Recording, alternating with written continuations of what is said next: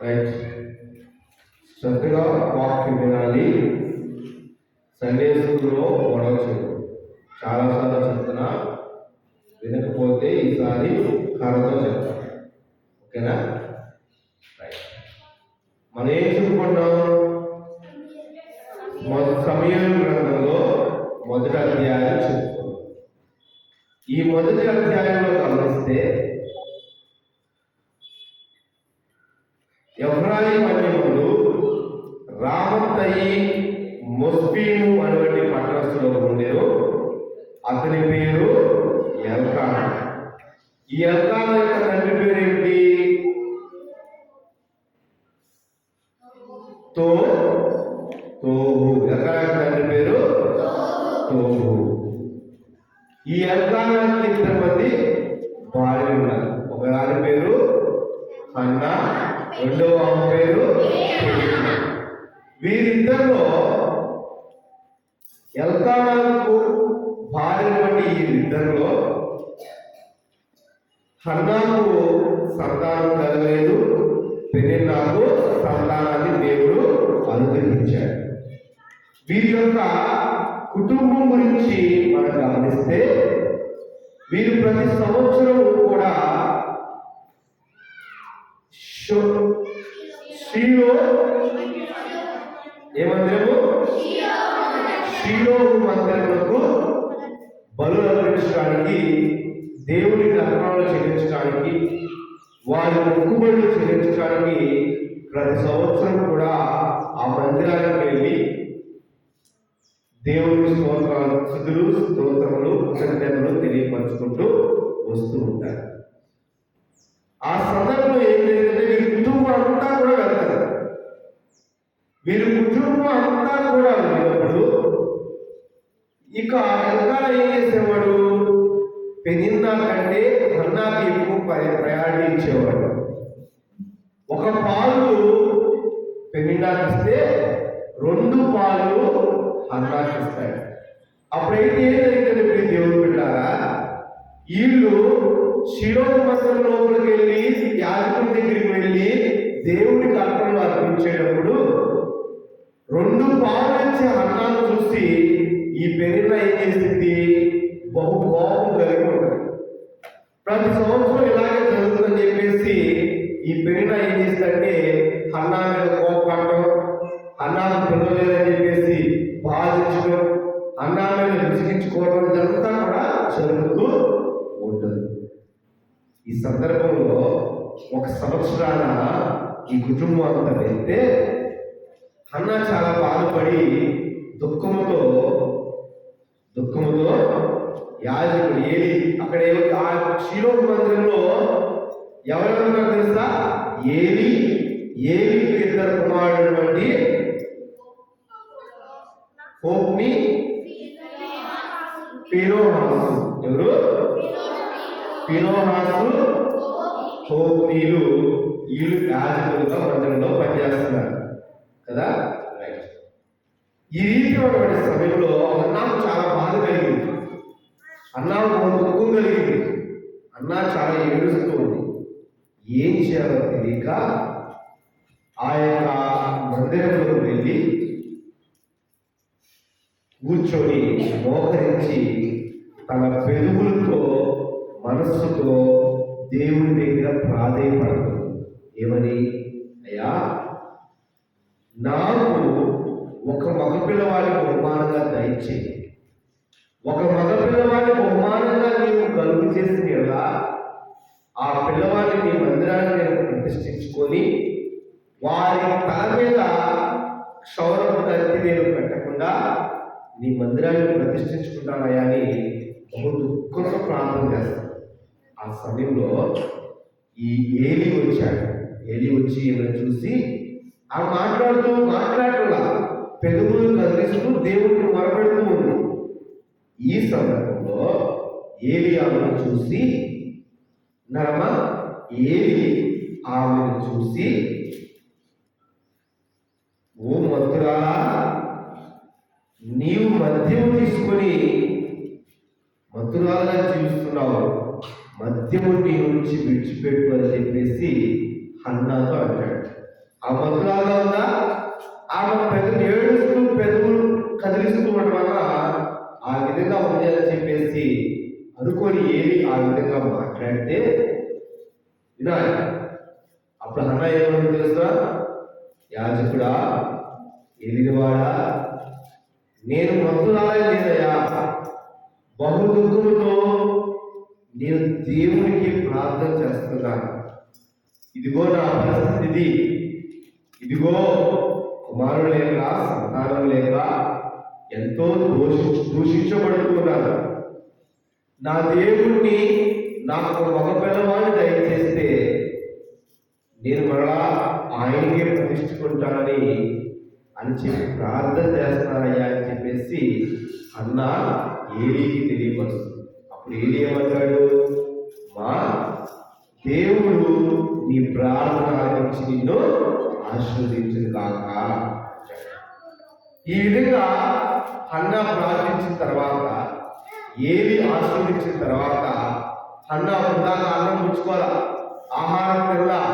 ఎప్పుడైతే దేవుడి దగ్గరికి వచ్చి ప్రార్థన చేస్తుందో దేవుడి మీద భారం పోసి అన్న ఆహారం పుచ్చుకొని తిరిగి మన వాళ్ళు రామాలోకి వాళ్ళ కుటుంబానికి కూడా వెళ్ళారు. రైట్, ఇదంతా మనం చెప్పుకున్నాం కదా. ఆ తర్వాత ఎప్పుడైతే అన్న దేవుడి దగ్గర ప్రార్థన చేసి చిన్నపిల్లలు ఎప్పుడైతే మొదట అన్న ప్రార్థన చేసి వెళ్ళిందో దేవుడు ఎల్కానాను అన్నాను వారి ప్రార్థనను జ్ఞాపకం చేసుకొని దేవుణ్ణి అడిగిన రీతిగా అన్నకు మగపిల్లోని దయచేశాడు. ఈ మగపిల్లని దయచేసినప్పుడు ఆ మగపిల్లని ఏమని పేరు పెట్టారు? సమూయేలు అను పేరు పెట్టారు. మనం ఈ పేరు చదువుకుంటున్నాం, సమూయేలు యొక్క గ్రంథాన్ని చదువుకుంటున్నాం. అంటే సమూయేలు యొక్క చరిత్రగా మనం చెప్పుకోబోతున్నా. Very good. సమూయేలు ఏదైనా పుట్టాడు? సమూయేలు యొక్క తల్లి పేరేంటి? అన్నా. దేవుడు అడిగితే ఇచ్చాడు, మొరపెడితే ఇచ్చాడు, ప్రార్థిస్తే ఇచ్చాడు.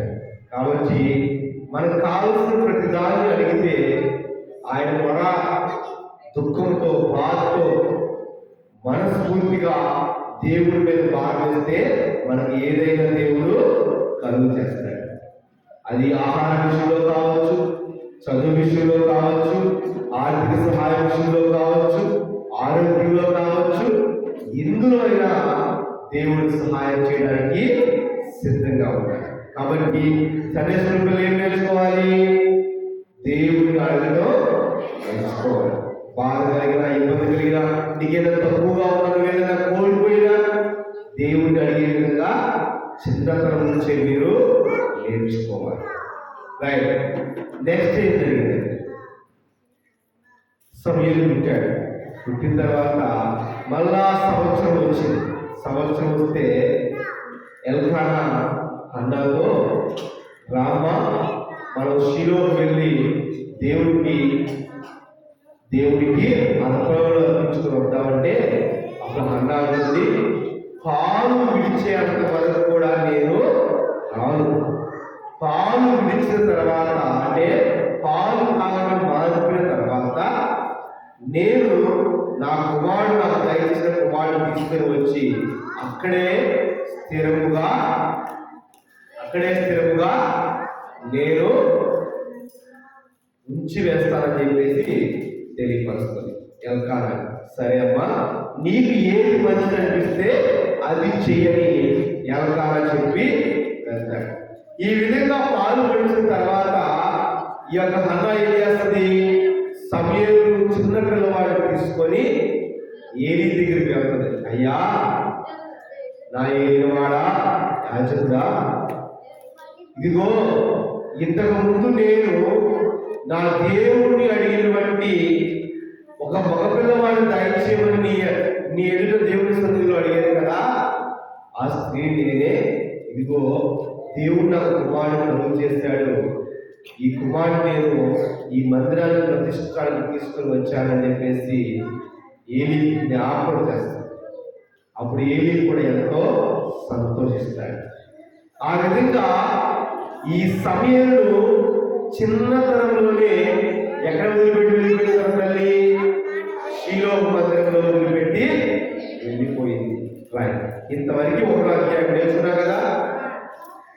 ఆ షీలో మందిరంలో విడిచిపెట్టిన తర్వాత రెండో అధ్యాయంలో గమనిస్తే దేవునికి స్తుతులు చెల్లించుకుంటున్న హన్న దేవుణ్ణి ఎంతో మరియు హన్న విజ్ఞాపన చేసి ఇలాగ అనసాగింది. ఏలీతో అన్నది, నా హృదయం యెహోవా యందు ఎంతో సంతోషించుచున్నది, యెహోవా యందు నాకు మహాబలము కలిగిను, నీ వలని రక్షణను బట్టి సంతోషించుచున్నాను, నా విరోధముల మీద నేను అతిశయపడుదును. యెహోవాని పరిశుద్ధుడు ఒకడును లేడు, నీవు తప్ప మరి ఏ దేవుడు లేడు, మన దేవుని వంటి ఆశ్చర్యం ఏదీ లేదు, యెహోవా అనంత జ్ఞానము దేవుడు. ఈ రీతిగా దేవుడు ఎంత గొప్పవాడు అని అన్న దేవుడి గురించి గొప్ప గొప్ప మాటలు పలుకుతూ ఉంది. ఏమన్నా తెలుసు ఇంకో మాట? ఆకలి కొనిన వారు ఆకలి తిందురు, గొడ్రాలు 7 పిల్లలకు కలను, అనేకమైన పిల్లలకు కైనది కృషించిపోదు. 7వ వచనంలో యెహోవా దారిద్ర్యమును ఐశ్వర్యమును కలుగు చేయవాడు, కృంగ చేయవాడు, లేవనెత్తువాడు ఆయనే. ఏమంట? దారిద్ర్యాన్ని ఆశ్రమాన్ని కలుగు చేయవాడే ఆయనే, కృంగ చేయవాడు, మళ్ళా తిరిగి లేవనెత్తువాడు కూడా ఆయనే. మహిమగల సింహాసనమును స్వతంత్రింపజేయనట్లును వారి మట్టిలో నుండి ఎత్తువాడు ఆయనే, లేమి గల వారిని పెంట కుప్పల మీద నుండి లేవనెత్తువాడు ఆయనే. అంటే ఈ రెండో అధ్యాయంలో గమనించినట్లయితే అన్న దేవుణ్ణి ఎంతగానో స్తుతిస్తూ ఉంది.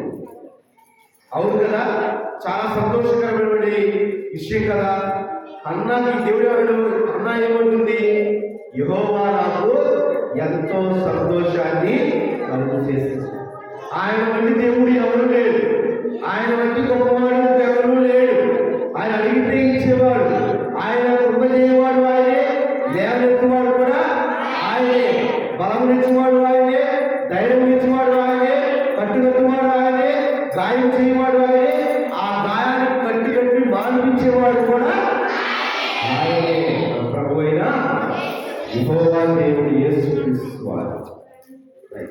ఈ విధంగా అన్నా స్తుతిస్తూ, ఈ విధంగా దేవుడు స్తుతించిన తర్వాత సమయం మాత్రము షీలో మందిరంలో గడుపుతూ ఉన్నాడు.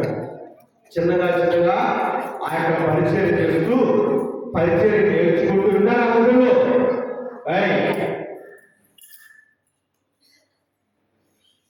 ఈ విధంగా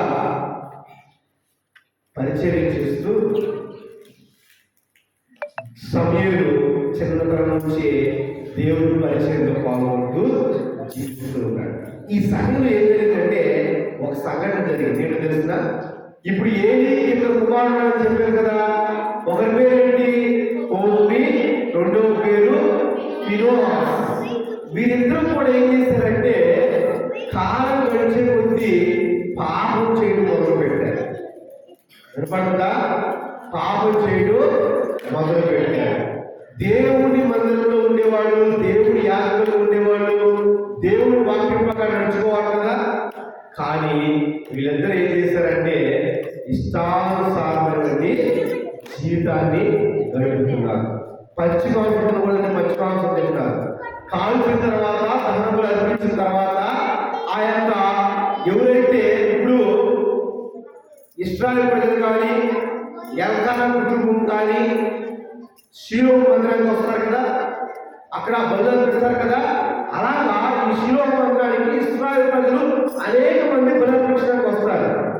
అప్పుడు వచ్చినప్పుడు ఏం చేస్తారంటే ఈ ఇద్దరు కుమారులు కూడా దహించిన తర్వాత బలి అర్పించిన తర్వాత మొదటి మాంసంలోని యాజకుడికి ఇవ్వాలి కదా. వీళ్ళు ఏం చేస్తున్నారు, దహించక ముందే బలి అర్పించిన తర్వాత వెంటనే పచ్చి మాంసాన్ని అడిగి తెప్పించుకొని తింటున్నారు. అంటే దేవునికి వ్యతిరేకమైనటువంటి పాపము చేస్తున్నారు. అక్కడ వచ్చినటువంటి స్త్రీలతో అసభ్యంగా ప్రవర్తిస్తున్నారు. ఈ విషయము తండ్రి అయినటువంటి ఏలీకి తెలిసింది. ఏలీ చెవిలో పడింది. ఈ విధంగా మందిరానికి వచ్చిన వాళ్ళతో అసభ్యంగా ప్రవర్తిస్తున్నారట అని చెప్పేసి ఏలీకి తెలిస్తే ఆ కుమారుడు పిలిచి ఏలీ చెప్పాడు, మీరు చేయించినది కరెక్ట్ కాదు, మీరు తప్పు చేయించున్నారు అని చెప్పేసి హెచ్చరించాడు. మీరు దయచేసి ప్రవర్తనలో మీ పద్ధతిని మార్చుకోండి అని చెప్పేసి తెలియపరిచాడు. కానీ వరవెల్ల ఎవరు వాళ్ళ కుమారుడు తండ్రి చెప్పిన మాటని ఇలా తండ్రి వాళ్ళ ప్రయత్నం చేసిన తర్వాత వాళ్ళు మార్చడానికి కానీ వాళ్ళకి అభివృద్ధి చేయడానికి కానీ ఏమీ కూడా చేయాలి, ఏమీ కూడా చేయాలి. అట్లా వదిలేశాడు. వదిలేసిన తర్వాత జాగ్రత్తగా వదిలేసిన తర్వాత ఏం జరిగింది, ఇంతకు ముందు శిలో మందిరంలో దేవుడు దర్శనాలు ఇచ్చేవాడు. యాజకులకు దర్శనాలు ఇచ్చి, వచ్చిన భక్తులకి దర్శనాలు ఇచ్చి ఎంతో ఆశీర్వాదంగా జరిగేది. అటువంటి మందిరము ఈ యొక్క కుమారుడు వల్ల దేవుడి దర్శనాలు కూడా ఆగిపోయింది. దేవుడి యొక్క ఆత్మరాగం ఆగిపోయింది. అర్థమవుతుందా? 2వ అధ్యాయం మీద అంతా ఉంటుంది. ఆగిపోయిన తర్వాత ఒకనొక రోజున దేవుడి యాజకుడు ఏలీ దగ్గరికి వచ్చి దర్శనమిస్తాడు. దర్శనమిచ్చి, ఇదిగో నీ కుమారుడు చేసిన పాపం వల్ల నీ కుమారుడు మరణం పొందుతున్నాడు. నీ కుటుంబంలో వంటి మిత్రులు కానీ నీ కుటుంబీకులు కానీ ఈ మందిరంలో ఇక ఉండదు, నీ కుటుంబం నాశనం చేయబడుతుంది అని ఏలీకి, నీవు నీ కుమారులను దండించకపోవడం వల్ల, వారు బహుమానం చేయడం వల్ల, వారు దహనములు అర్పించే విధానం కూడా మార్చడం వల్ల ఇశ్రాయేలు ప్రజలు షీలో మందిరానికి వచ్చే వాళ్ళు కూడా బాధపడుతున్నారు. దేవునికి బలి సరిగా అర్పించలేకపోతున్నామే, యాజకులుగా ఉండి వీళ్ళే పాపం చేస్తున్నారే అని చెప్పేసి వాళ్ళు ఆగిపోయారు. వాళ్ళు ఆగిపోతున్నారు, బాధపడుతున్నారు. అర్థమవుతుందా చెప్పి? అర్థమవుతుందా? షీలో మందిరంలో ఈ ఇద్దరు కుమారులు చేసినటువంటి పాపం వల్ల ఎంతో పాడైపోతుంది. దేవుడు నిశ్చయించుకొని దేవుడి ముఖం వాళ్ళ మీదకి రాబడుతుందని చెప్పేసి తెలియపరిచాడు. ఈ విధంగా జరుగుతుంది కదా. సమయంలో పెద్దవాడే చిన్నగా చిన్నవాడు పెద్దవాడు అవుతూ ఉంటాడు. 3వ అధ్యాయానికి వచ్చినట్లయితే వినాలమ్మా 3వ అధ్యాయానికి వచ్చినట్లయితే ఒకనొక రోజున దేవుడి యొక్క స్వరము సమయంలో వినవుతుంది. సమయంలో పెద్దవాడైపోయాడు, ముసలివాడైపోయాడు. ముసలివాడైనప్పుడు పరిచయం ఎవరు చేస్తున్నారు? సమయం కాదు, ఏలీ ముసలివాడైపోయి కనుచూపులు కోల్పోయి మందము కలిగిన వాడై పెద్దవాడైపోయి ఉన్నాడు. ఈ ఏలీకి మందిరంలో పరిచయం చేస్తున్న ఎవరు? సమయం చేస్తున్నాడు. సమయం బహుగా చక్కగా విధేయులతో క్రమశిక్షణతో దేవుని యొక్క పరిచయంలో పాల్గొంటూ ఉన్నాడు. పడుతుందా? అర్థమవుతుందా? ఈ సందర్భంలో సమయం నిద్రపోతున్న సమయంలో ఏలియాలో గదిలో పడుకొని నిద్రపోతుంటే సమయం బయటపడుతున్న గదిలో నిద్రపోతున్నాడు. ఆ సమయంలో దేవుడు దర్శనమిచ్చాడు. దర్శనమిచ్చి సమయము అనిపించాడు. అప్పుడు ఎవరు అనుకుని చెప్పేసి సమయం ఇచ్చినవాడు కదా, ఎవరు అనుకుని చెప్పేసి ఏది ఇచ్చాడు అని చెప్పేసి, అయ్యా నా ఏలివాడా, నా యాజకుడా, ఏమిటయ్యా అనిపించాడంటే, మొదటిసారి నేను పిలవలేదయ్యా, నువ్వు వెళ్ళి పడుకో అని చెప్పేసి సమయంతో చెప్తాడు. సరే అని చెప్పేసి సమయం వెళ్ళి పడుకుంటాడు. మళ్ళా పడుకున్న సమయానికి సమయంలో స్వరం అలా వినపడతారు. మళ్ళా ఏది పిలిచాడేమో అని చెప్పేసి మళ్ళా సమయం ఏది దగ్గరికి వెళ్తాడు. వెళితే వినపడుతున్నావా? వెళితే నేను పిలవలేదయ్యా అని చెప్పేసి నువ్వు వెళ్ళి పడుకోవాలని చెప్తాడు. మళ్ళా కొద్దిసేపటికి మూడోసారి దేవుడు స్వరం వినపడుతుంది, సమయలు. అప్పటికి గ్రహించకుండా మళ్ళా ఏది పిలిచాడని చెప్పేసి ఏది దగ్గరకు వెళ్తాడు. అప్పుడు అయ్యా నువ్వు పిలిచేవాడైతే నేను పిలవలేదు, కానీ ఈసారి అంటే ఏది అర్థమైంది, సమయం పిలుస్తుంది నేను కాదు, సమయం పిలుస్తుంది యెహోవా దేవుడు అని అర్థమయ్యి సమయంతో అన్నాడు, సమయలు ఇప్పుడు నువ్వు వెళ్ళి పడుకో, నీకు మరలా ఏదైనా స్వరం ఏర్పడితే అప్పుడు నా ఏలియవాడా, నా ప్రభువా, నీ విజ్ఞాపనాన్ని విషయం ఏంటో మాకు తెలియచేయను ఆయన అని వాక్యం చూడండి.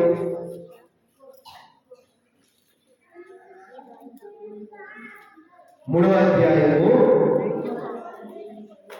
9వ వచనంలో, ఎవరైనా నిన్ను పిలిచేలా యెహోవా నీ దాసుడు ఆలోచించుచున్నాడు, ఆజ్ఞేమని చెప్పమని సమూయేలుతో అనగా. ఏమన్నాడు? ఈసారి నువ్వు ఎవరైనా పిలిస్తే నా ప్రభువా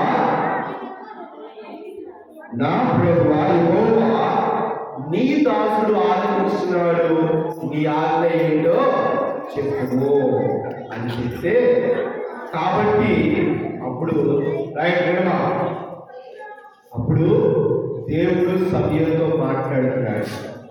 సమూయేలు, ఇదిగో నేను నా గొప్ప కార్యం చేయబోతున్నా,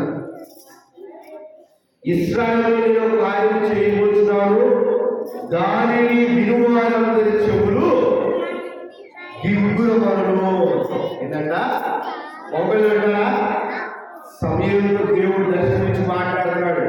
అప్పుడు దాకా శిలోహంలో దర్శనాలు లేవు, శిలోహంలో దేవుడు మాట్లాడాలా, దేవుడు దర్శనాలు కోల్పోయాడు. మొట్టమొదట మళ్ళా తిరిగి దేవుడు సమయంలో దర్శించి ఇశ్రాయేలు ప్రజల ఒక గొప్ప కార్యం చేయబోతున్నా,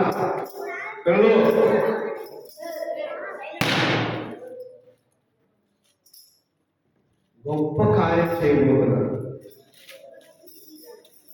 ఆ కార్యం చూసి అందరూ దిగ్గురు అంటారు. ఏంటో తెలుసునా? ఏలీ ఇంటి వారు దోషులకు బలి చేతనైనను నైవేద్యం చేతనైనను ఎన్నటికీ ప్రాయశ్చిత్తము చేయబడదు నేను ప్రమాణపూర్వకంగా ఆజ్ఞాపించుకుని. అంటే ఇదిగో ఏలీ కుటుంబాలు.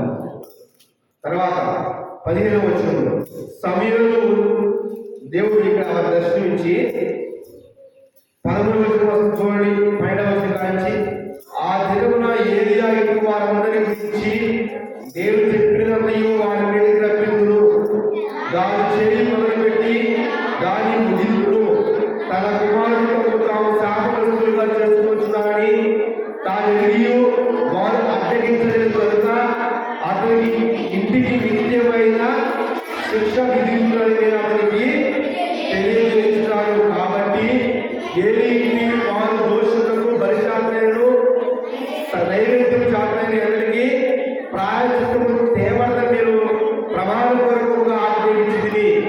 తర్వాత సమయంలో ఉదయం వరకు పడుకొని లేచి యెహోవా తీసుకుని కానీ భయపడి తన కలిగిన దర్శనం సంగతి ఏలియాకు చెప్పలేకపోయాడు. రైట్, వినండి, అర్థమైందా?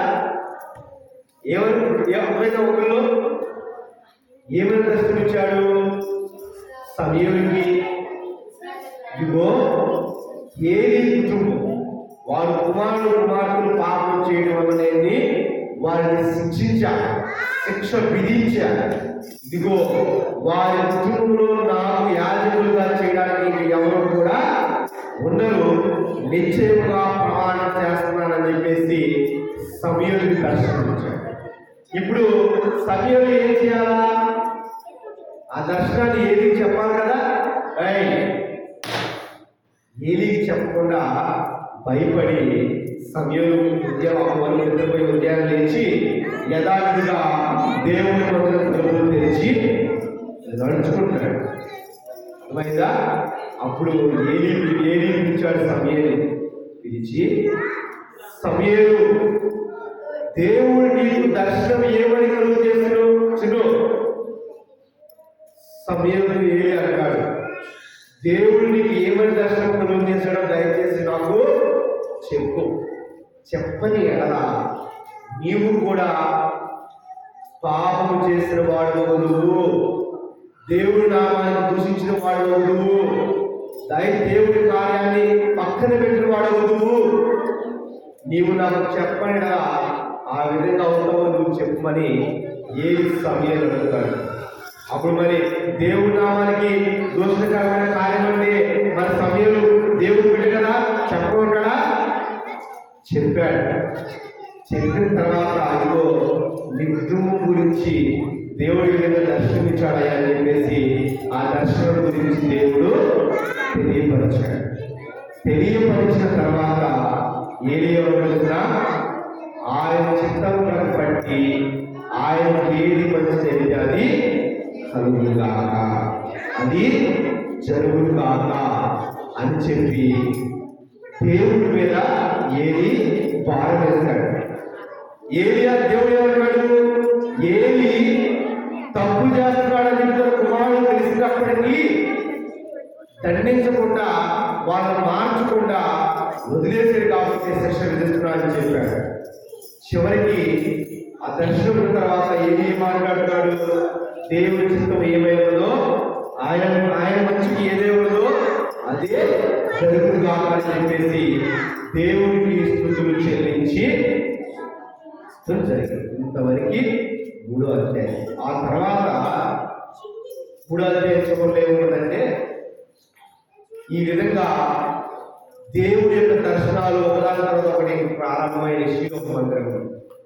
అప్పుడు దాకా పాపంతుని ఉన్న ఆ యొక్క మందిరం అంతా మళ్ళా ఉత్తేజింపబడి ఆశ్చర్యపడుతుంది అన్న విషయాన్ని ఇశ్రాయేలు దేవుడు తెలియపరిచాడు. చూడమ్మా, చివరిగా 3వ అధ్యాయం 20వ వచనంలో నేను చదువుతాను వినండి. కాబట్టి సమూయేలు యెహోవాకు ప్రవక్తగా స్థిరపడని దాను మొదలుకొని బెర్షెబా వరకు ఇశ్రాయేలు ప్రజలందరూ కూడా తెలుసుకునేది. మరియు షిలోహులో యెహోవా మరలా దర్శనమిచ్చును. షిలోహులో యెహోవా వాక్కు తన వాక్కు చేత సమూయేలుకు ప్రత్యక్షమగుచు వచ్చెను. సమూయేలు ఇశ్రాయేలు మందిరములో వెల్లడి ఆయను. సమూయేలు ఇశ్రాయేలు అందరిలో వెల్లడి ఆయను. అర్థమైంది? అర్థమైందో అంటే షిలో మందిరంలో సమూయేలు దీవించాడు, ఆశీర్వదించాడు. దేవుడు సమూయేలు దర్శనం కలుగు చేసి సమూయేలు పరిచయం చేస్తున్నాడు. ఈ విషయాన్ని ఇశ్రాయేలు ప్రజలు తెలుసుకొని మరలా సంతోషంగా పనులు అర్పిస్తూ దేవుడి యొక్క దర్శనాలను పొందుకుంటూ జీవిస్తున్నారు. రైట్. ఇంతవరకు సమూయేలు గ్రంథము 1, 2, 3 అధ్యాయాలు ఇంతటితో ముగించబడ్డాయి. దేవుడి కొద్ది మాట దీవించి ఆశీర్వదించుగాక. ఆమేన్. రైట్. అర్థమైందమ్మా? కంఠస్థవాక్యం రాసుకోండి. ధైర్యం తెచ్చారా?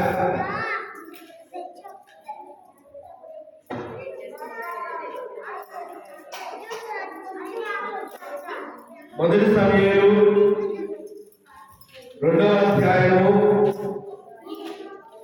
31వ వచనం. మొదటి సమూయేలు 2వ అధ్యాయము 30వ వచనం చివరి 30వ వచనం రాసుకోండి. చివరి మాట పలకండి. నన్ను గణపరచు వారిని నేను గణపరచుదును, నన్ను ధృవీకరించు వారు ధృవీకారముందురు. నన్ను కనపరచు వారిని నేను కనపరచను. నన్ను ధృవీకరించు వారు ధృవీకారముందురు.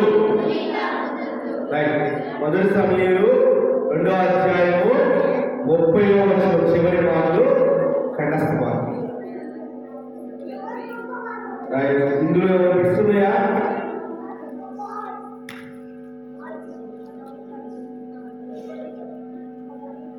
లాస్ట్ కి చెప్పిన విషయం ఆ హన్నా భర్త పేరు కానీ తండ్రి పేరు కానీ అల్కాల తండ్రి పేరు కానీ ఏది కుమారుడు పేరు కానీ చెప్పినా వాళ్ళు ఏ మందిరానికి వెళ్తారో చెప్పిన విషయం. రైట్. Very good. హన్నా కుమారుడు పేరు ఏదో చెప్పినా సమయం. Very good. రైట్. ఇందులో అమ్మ మిస్కి ఏం లేవు. ఉంటే నెక్స్ట్ వీక్ కలిసి చెప్తాను. ఆ తర్వాత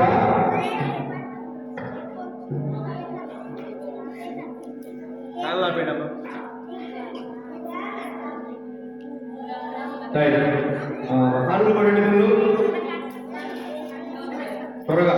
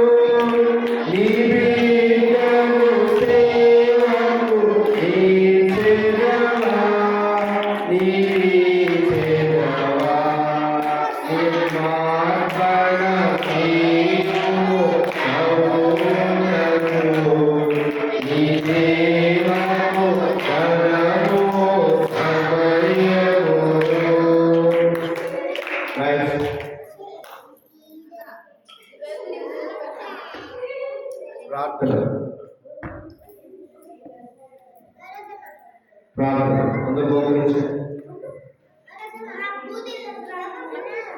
అందరూ మోకరించి ప్రార్థన సైలెంట్. విన్న వాక్యాన్ని బట్టి చిన్న బిడ్డ కదా మీరు అయా గ్రహించే జ్ఞానాన్ని నేర్చుకునే శక్తిని జ్ఞాపకాన్ని మాకు దయచే ప్రభు అని దేవుణ్ణి అడగాలి. సైలెంట్. అందరూ మోకరించారు. ఇంద్రాప్ సైలెంట్ చేయి. ప్రార్థన చేయి. దేవుడికి అడగండి. మీకు ఏదైనా జ్ఞానం పొదువుగా ఉందా, ధైర్యం పొదువుగా ఉందా, బలం తక్కువగా ఉందా, అనారోగ్యం ఉందా, మీ తల్లిదండ్రుల కోసం, మీ కుటుంబం కోసం, మీ స్నేహం కోసం, దేవుళ్ళు ఎదగడానికి కోసం దేవుడికి ప్రార్థన చేయండి. మనం నేర్చుకున్నాం కదా, హన్నా అడిగితే దేవుడు ఎంతో ఆశీర్వాదాలు. అలాగే దేవుడు కూడా మనం అడిగితే ఎంతో అడిగిన దాన్ని దేవుడు మనకి తగు సమయాన్ని ఏర్పాటు చేస్తాడు. చేయాలి, ప్రార్థన చేయాలి. గట్టిగా దేవుడు అడగాలి. అందరూ మహోన్నతుడైన మా గొప్ప తండ్రి దేవా, సర్వోన్నతుడా, నీ నామానికి స్తుతియు మహిమ ఘనత ప్రభావం చెల్లించుకుంటున్నాం నాయన. గడిచిన సమయం నుంచి ఈ సమయం వరకు కాచి కాపాడి నీ కాపుదల కింద బలపరిచిన ఈ సండే స్కూల్లో కూడి పాటలతో సృష్టించును, నీ వాక్యం ధ్యానించును పిలిచిన సమయాన్ని బట్టి దేవానికి స్తోత్రాలు. ఇదిగో ప్రభా, సమయంలో మొదలు పెట్టుకున్నాం ప్రభా, నీకు బట్టి మొదటి 3 అధ్యాయాలు నేర్చుకుంటుండగా బట్టి స్తోత్రాలు. ఎంతో మహిమాశ్వరకరమైన కార్యం చేసి దాన్ని బట్టి స్తోత్రాలు ప్రభా. చిన్న బిడ్డలు వాక్యాన్ని వ్యర్థముగా పోలేవు నాయన. ఈ అద్భుత కార్యంలోని సత్యాన్ని, నీ శక్తిని, నీ బలమును వారు తెలుసుకొని, మేమందరూ తెలుసుకొని జ్ఞానం పొందుకొని జీవించే భాగ్యాన్ని దయచేయండి. చిన్న బిడ్డలకి ఎంతో ఇష్టమైన బిడ్డలు కదా ప్రభు, ఇటు వారి రాజ్యం సరించిన దేవానికి స్తోత్రాలు. బిడ్డల యొక్క ప్రార్థనలు ఆలకించి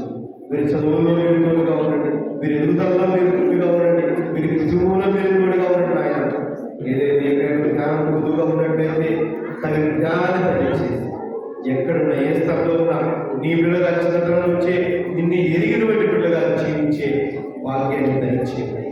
ఆరోగ్య బిడ్డలు దీవించుకున్నాయినా ఆశీర్వదించుకున్నాయి. కుటుంబ ఆర్థిక స్థితులలో ప్రతి ఒక్కరి పట్ల వారి ఆశలను దయచేసి ఆయా లక్ష్మి పాపలకు దరిద్రులను క్షమించి నీ రెక్కల చాటు భద్రపరిచి అయ్యా మా ప్రార్థనలు నీకు ఆశీర్వాదాలు ఉంచుకోవాలి.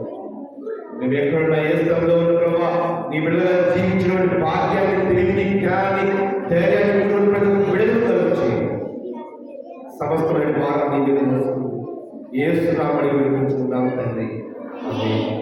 పరలోకమందున్న మా తండ్రి, నీ నామము పరిశుద్ధపరచుగా, నీ రాజ్యం వచ్చుగా, నీ చిత్తం పరలోకమందులాగా నిలబడుగా, మా కావలసిన ఆహారము దయచేసి మానసు మీరు క్షమించు ప్రకారం మీరు క్షమించు.